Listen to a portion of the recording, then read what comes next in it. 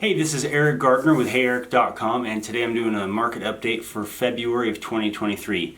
A lot has happened in the last weekend. Silicon Valley Bank just collapsed, and so it's going to really change probably what the Fed's going to be doing with interest rates and stuff. Obviously, they raised interest rates really fast, and that caused some of the debt or the bonds that Silicon Valley Bank was holding to not work out in their favor. I'm not an expert on that, so I'm not going to go deep into it. But about the market update here in Utah, there's been a lot of stories also about how we finally have a decline in sales from last year, that the market's decreasing in value in units, which is true. I've seen some videos from some people who make it sound worse than it is because it's something we expected. With price compression happening because interest rates rising, it's just natural for that to happen. So I'm going to go through just February numbers, and then I'm going to go through COVID numbers from the beginning of COVID to the high of the market, which was last year, and to present day also. So let's dive in.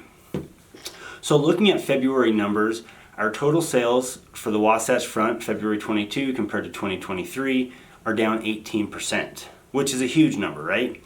You know, we had 2380 last year, we have 1944 this year. The market has come to a huge slowdown because interest rates are so high. You know, usually floating around 6.5 probably right now, maybe a little below that.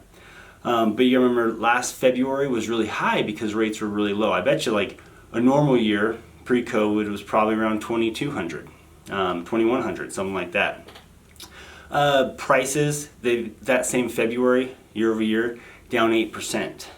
So that's significant also. The median sales price this February was $461,000. Days on market's obviously skyrocketed. Last year was at 6, now we're at 50 median days on market.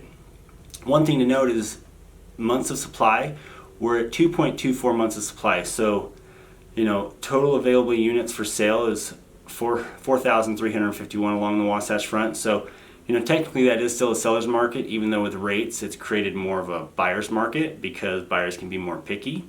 But the market is still moving along for those people who need to move, and they're just having to get more creative with their financing and where their rate plan is going to go over the next few years to make sure their house is affordable.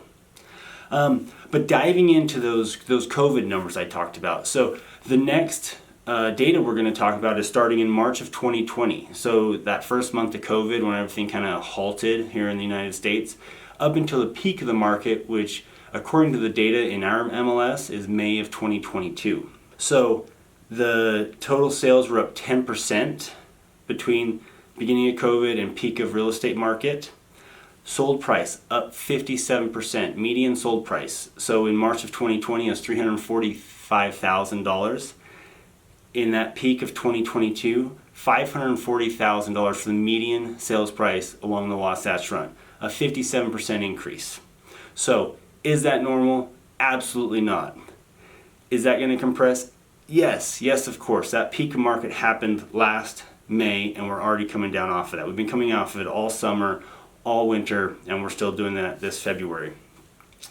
Next, I wanted to compare, the beginning of COVID, March 2020, to present day, so February 2023, with those month numbers.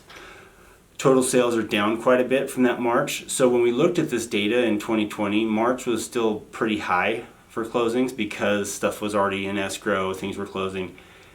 April was where there was a pretty significant decrease in closings because people just kind of froze, they stopped shopping, and units were down.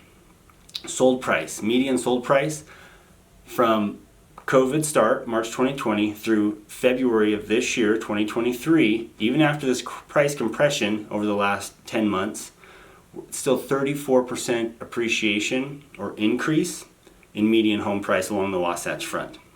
So, what does that tell us? Even though you're hearing these gloom and doom things about how prices have come down year over year, absolutely true.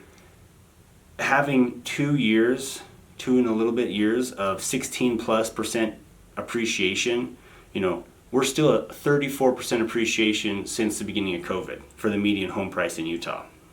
So while things are compressing, prices are coming down because interest rates are going up, the market, if you bought during those times, or if you've been tracking it during this last couple of years, The market as a whole is still healthy.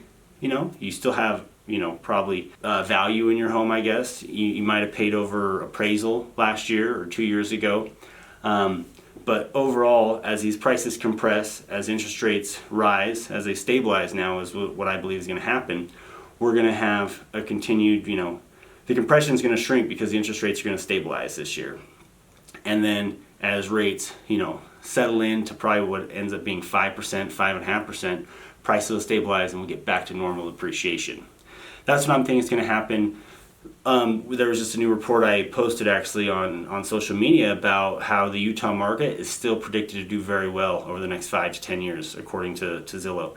And granted, I always say take Zillow with a grain of salt because a lot of their data, like their flipping business with prices, were way off. Their estimates are pretty off in Utah because it's a non-disclosure state. But Utah is still a great market that's going to appreciate over the next 5 to 10 years. So if you have questions about any of this data, let me know. Let's chat. Happy to answer these over the phone or however you want to chat about it. But thanks for joining me and have a great day.